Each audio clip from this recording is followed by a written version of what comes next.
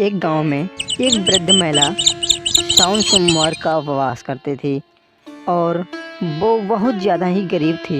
एक दिन उसने सोचा कि क्यों ना मैं एक अच्छा सा घोर तपस्या करूं, जिससे भगवान शिव शंकर जी तुरंत ही दौड़ आएँ। इसलिए उसने सोचा और शंकर जी का व्रत वो बहुत ही कठोरता से करने लगी।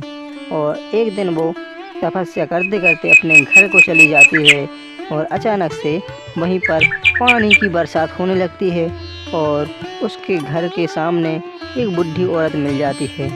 तो कहने लगती है, अरे बहन, इतनी बरसात में तुम यहाँ पर क्या कर रही हो? तुम भीग नहीं रही हो? तुमको पता है कितना बरसात हो रही है? अरे बहन, इतना बरसात हो रही है तो होने दो, लेकिन मैं तुमको देख रहा हूँ कि इतनी घोर तपस्या किस लिए कर रही हो तुम? किसके लिए कर रही हो बेटी? तो उसने कहा कि मैं तो भगवान शिव की आराधना कर रहा हूँ। मेरे घर नहीं देखा है तुमने, कितने मैं गरीबी झेल रहा हूँ और क्या कर रहा हूँ। तो उसने जवाब दिया कि अगर तुम शिव की आराधना कर रही हो, अगर वो तुमको कुछ देता हो तो मैं भी क्यों ना भगवान शिव की आराधना करूं। तो उसने जवाब दिया और वहां से निकल चली है। और वो सोचती सोचती वहीं पर खड़ी रहती है।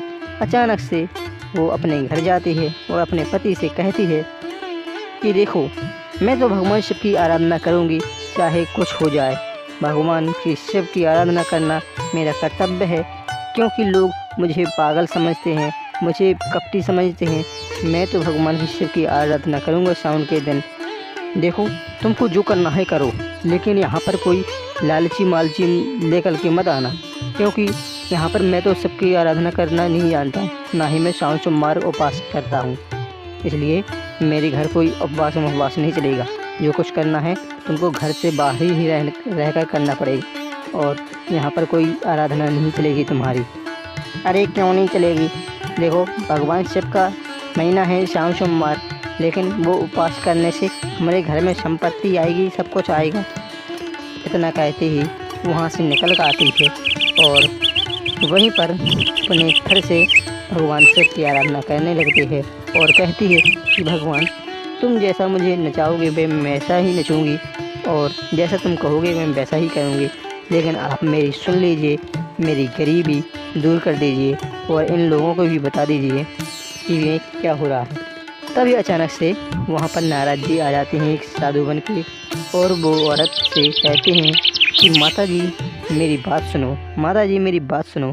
लेकिन वो औरत अपनी बात नहीं सुनती और अपनी धुन में भगवान शिव को पूछती रहती है। तभी अचानक से उसने मुड़कर देखा कि बोलिए क्या बात है। तो उसने जवाब दिया कि अगर तुम मेरी आराधना भंग करोगे तो देखो सही नहीं होगा। और भगवान नारद जी ने उत्तर दिया कि देखो, मैं तुम्हारी आराधना भंग करने नहीं आया हूँ, मैं तुमको समझाने आया हूँ कि भगवान शिव की आराधना कर रही हूँ, लेकिन यहाँ तो भगवान कोई है नहीं है, तो मैं कैसी आराधना कर रही हूँ। लेकिन वो औरत नहीं समझ पाई थी कि ये सचमुच यही भगवान है।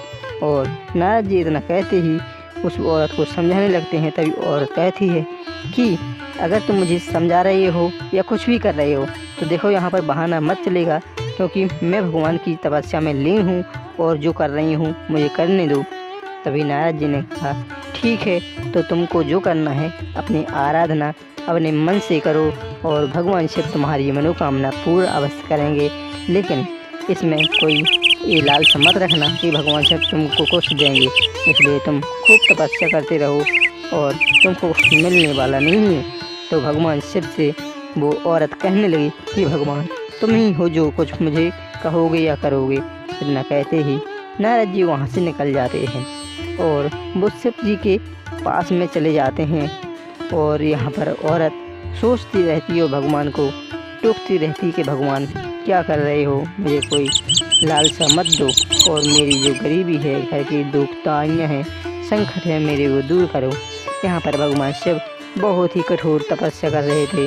तभी अचानक से वहाँ पर नारद जी पहुँच जाते हैं और कहने लगते हैं कि भगवान, आप तो देख ही रहे हैं, आप तो पूरे 3 लोक के राजा हैं और त्रिलोकी हैं। आप तो देखिए उस माता को, वो कितनी घोर तपस्या कर रही है, कुछ कहिए उससे। तभी भोलेनाथ जी कहते हैं कि नारद जी, अरे नारद जी, मैं सब कुछ देख रहा हूँ, मैं उसी औरत को देख रहा हूँ जहाँ पर तुम अभी अभी आए हो वहाँ से मिल कर के।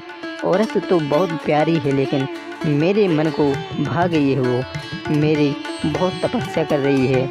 और नारद जी कहते हैं कि भगवान उसके बारे में कुछ तो सोचो, उसकी गरीबी मिटा दो, उसका पीड़ा मिटा दो। जो लोग उसे कह रहे हैं, धमका रहे हैं, उनको भी बता दो कि भगवान शिव की आराधना करना कितना अच्छा काम होता है। और इतना कहते ही नारद जी वहाँ से निकल जाते हैं। और शंकर भगवान वहाँ पर सोचते रहते हैं कि अब मुझे उसकी औरत की गरीबी दूर करनी ही पड़ेगी, क्योंकि लोगों को पता चले कि ये आराधना करना सच है या गलत है। तो शंकर जी वहाँ पर से चले जाते हैं और औरत से कहते हैं कि माता जी मेरी बात सुनिए, ओ माता जी मेरी बात सुनिए। तो माता जी ने कहा कोई मेरी तपस्या करना फिर भंग करने के लिए आ गए हैं। तो शंकर जी ने कहा नहीं मेरी और माता जी, मैं तपस्या भंग करने नहीं आया हूँ, मेरी बात तो सुनो।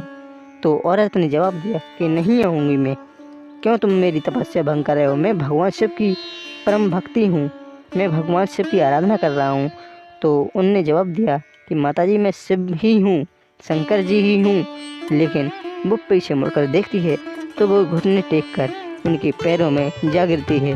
वो कहती है कि हे भगवान मेरी तपस्या सफल हुई आज, क्योंकि आज आपने मुझे दर्शन दिए और आज मेरी मनोकामना पूरी हुई। और भगवान शिव ने उन्हें आशीर्वाद दिया कि जाओ बेटी, तुमको सदा सुखी रहो। और तुम्हारे घर में जो चर्चा हो रही है कि तुम भगवान शिव की क्या आराधना कर रही हो, क्या कर रही हो, इससे तुमको नया मुक्ति मिलेगी। और तुम्हारे घर में जो टेंशन और बीमारियां और जो जलापन होता था उससे तुम्हें मुक्ति मिलेगी। तुम्हारे घर का जो कर्ज है उससे मुक्ति मिलेगी।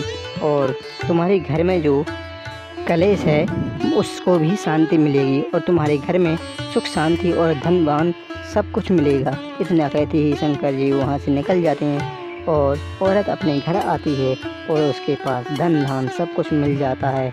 और उसके आस पड़ोस उसकी मनोकामनाएं पूरी हुई और भगवान शिव के आशीर्वाद मिला।